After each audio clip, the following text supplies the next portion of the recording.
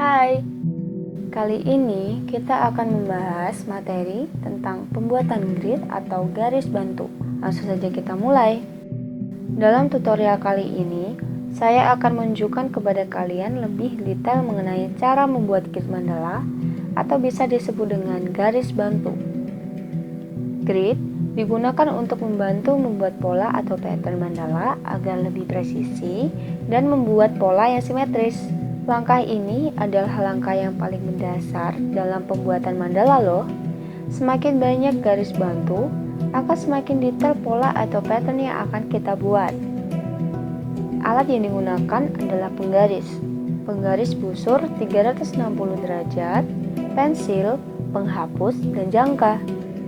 Jika mempraktekannya nanti, disarankan untuk menggunakan pensil mekanik agar line tidak terlalu besar dan goresannya tipis serta mudah dihapus.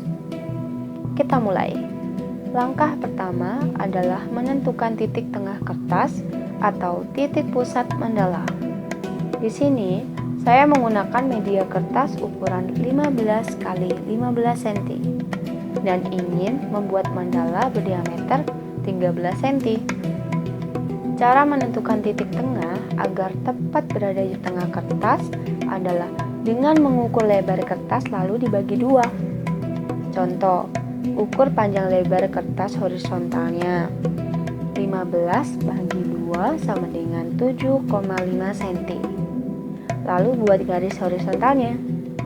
Kemudian lebar kertas vertikalnya 15 bagi 2 sama dengan 7,5 cm. Lalu buat garis vertikal menggunakan penggaris.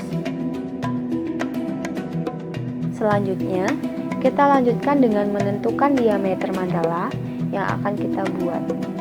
Kali ini saya membuat mandala berdiameter 13 cm. Caranya, gunakan penggaris untuk mengukur lebar diameter. Jika diameter 13 cm, maka titik pusat ada di ukuran 6,5 cm. Selanjutnya, kita masuk ke dalam pembuatan garis derajat. Kalian bisa tentukan sendiri berapa jarak yang ingin kalian gunakan. Lebih banyak titik, maka akan lebih detail polanya. Di sini, saya mencontohkan dengan ukuran 15 derajat. Gunakan penggaris busur, pastikan penggaris busur berada tepat di titik pusatnya, agar simetris. Berikan titik di setiap jarak per 15 derajat. Tidak harus membuat tanda titik di seluruh lingkaran ya. Bisa dengan hanya berikan setengah lingkaran saja. Setelah mendapatkan titik dari penggaris busur per 15 derajat, kita lanjutkan dengan menarik garis dari titik derajat ke titik pusatnya. Pastikan presisi sesuai titik. Garis grid yang presisi dan simetris akan menentukan juga hasil akhir mandala kalian. Sampai di sini, kalian sudah menyelesaikan garis grid kalian. Garis grid melingkar sebaiknya dibuat bersamaan dengan Anda membuat pola mandala, tidak harus berpatokan pada ukuran. Jadi, lebih mudah jika Anda menyesuaikan garis grid dengan besar pola yang akan dibuat. Buat dulu sketsa satu pola contoh. Setelah dirasa pas, kemudian kalian buatlah garis grid lingkarannya menggunakan jangka. Sesuaikan dengan pola sketsa kalian. Kemudian ulangi cara ini di setiap layer pola mandala selanjutnya. Kenapa harus menggunakan grid saat membuat mandala? Kenapa harus menggunakan pensil untuk sketsa terlebih dahulu?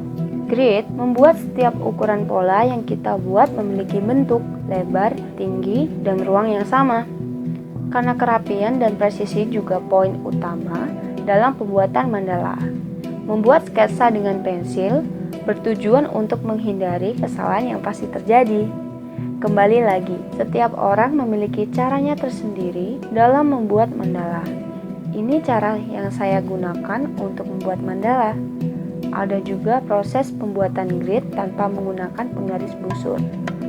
Setelah ini, kita akan belajar bersama membuat pola atau pattern serta pewarnaan. Nantikan materi selanjutnya. Jika ada kritik, saran, masukan, koreksi, atau ada yang kurang dimengerti, bisa disampaikan dan ditanyakan di Instagram @mandala_art_Indonesia. Terima kasih.